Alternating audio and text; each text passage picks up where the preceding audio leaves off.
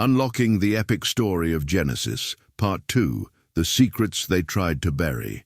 Beneath the ink of Genesis's parchment lies a story they never wanted told. A story of rebellion, forbidden knowledge, and celestial wars that shaped the fate of humanity itself.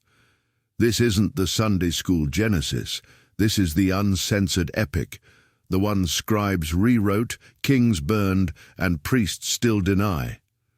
They told you Genesis was a simple tale of creation. They lied. What you're about to hear will shatter what you thought you knew about the Watchers, the Flood, the Tower of Babel, and the secret civilization that vanished overnight. Stay until the end, because the final revelation isn't just buried in the past, it's resurfacing right now. 1. The Watchers, the angels who betrayed heaven. Genesis 6:1-4 gives a cryptic clue. The sons of God saw that the daughters of men were beautiful, and they took them as wives. But who were the sons of God? The Book of Enoch, a text banned by the Council of Nicaea, names them the Watchers.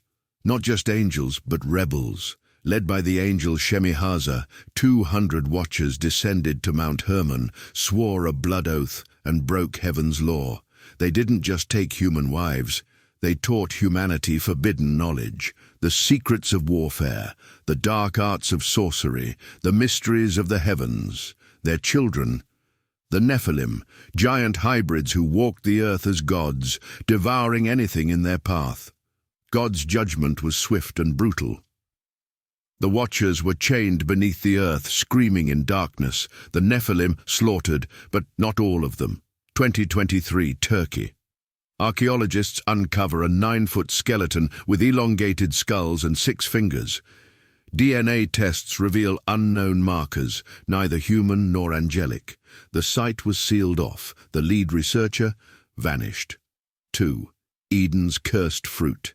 It wasn't an apple. Genesis 3:6 says Eve ate the fruit, and her eyes were opened.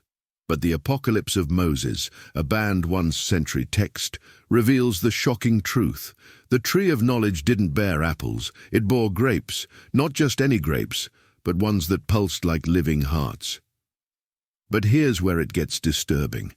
The Cave of Treasures, an ancient Syriac manuscript, suggests something far darker. It wasn't just fruit. The serpent merged with Eve. Ancient Sumerian seals depict a half-woman, half-reptile entity offering fruit to Adam. Why did the church burn these texts? Because they suggest Eden wasn't a garden, it was a laboratory. The Book of Jubilees claims Adam and Eve were created to replace a failed experiment, an early race of beast-like pre-Adamites. Fossils of Neanderthals suddenly disappearing from history. Coincidence or erased evidence? 3. Cain's mark, the blood curse that still lingers. Genesis 4:15 says God marked Cain after he killed Abel. But what was the mark? The Targum Jonathan, an ancient Aramaic Bible, says it was a horn growing from his forehead, a demonic sign. The Clementine Homilies, a lost Christian text, tells us Cain's descendants didn't die out. They built a hidden city where they practiced blood magic, hybrid breeding experiments, worship of the Watchers, its name, the City of Enoch. In 2020, satellite images of the Sahara revealed a massive hexagonal structure, 1 mile wide, aligned with Orion's belt. Governments call it a geological anomaly. Ancient texts call it Cain's throne. 4. The flood wasn't for humanity, it was for them. Genesis 6:17 tells us God sent the flood to cleanse the world. But the Dead Sea Scrolls Genesis Apocryphon tells a hidden truth. The flood wasn't for humans, it was for the post-Nephilim, half human, half demon, unable to die. These god-kings demanded human sacrifice and ruled with dark powers. Noah's flood wasn't mercy, it was extermination. Yet, some survived. The Book of Giants says 2 Nephilim, Oya and Haya, escaped, clinging to Mount Ararat. Their frozen bodies were discovered in 1948 by Soviet climbers. The remains, confiscated. The climbers, all died from radiation poisoning. 5. The Tower of Babel, humanity's attempt to become God. Genesis 11:4 tells us Babel was meant to reach heaven, But why would God fear a building? The Sibylline oracles claimed the tower was more than stone. It was a weapon, a black stone pinnacle that channeled celestial energy, allowing humans to control lightning, resurrect the dead, manipulate time. But the Clementine recognitions tell us its true secret. Nimrod, the king of Babel, found a watcher's relic buried beneath the tower, a crystalline orb that could unlock the mind of God. 2017 Iraq. US soldiers raiding an ISIS bunker discovered a 7-foot black monolith covered in pre-Babel script. Today, it sits in a Pentagon warehouse, humming.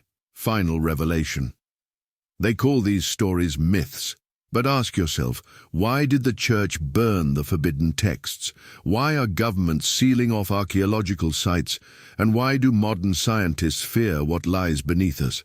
This isn't just history, it's a blueprint. Genesis is not the past, it's prophecy, and the final chapter hasn't been written. Comment Unlock Part 3 if you're ready for the next forbidden revelation. Subscribe now and hit the bell. YouTube doesn't want this truth out, but you need to hear it before they erase it. This isn't Bible study, this is a revelation. Sugar Bytes News, where the past bleeds into the present.